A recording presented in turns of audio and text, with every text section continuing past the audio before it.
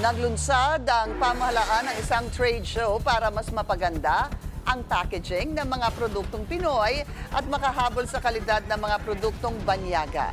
Ang detalye sa agenda report ni Sujin Kim.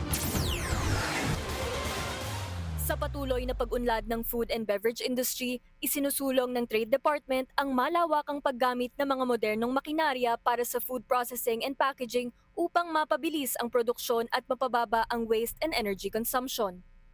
Kasabay ito ng paglulunsad ng pinakamalaking food processing and packaging trade show sa bansa, ang ProPack Philippines 2025, kung saan mahigit 250 companies from 25 countries ang nakilahok, kasama ang hindi bababa sa 12,000 trade buyers.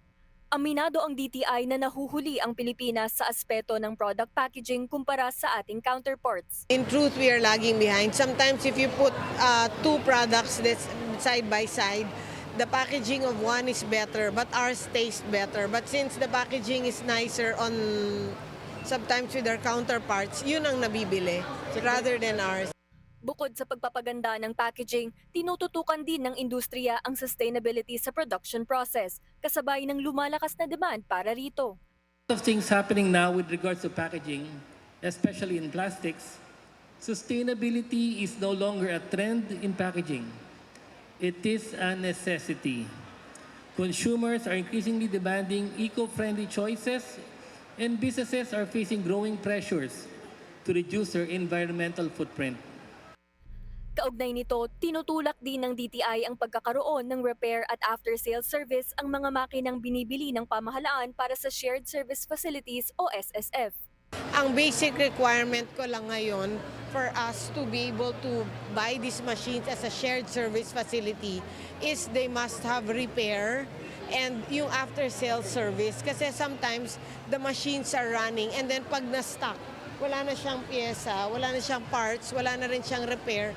And we also need to constantly train the people or the MSMEs that will use these machines.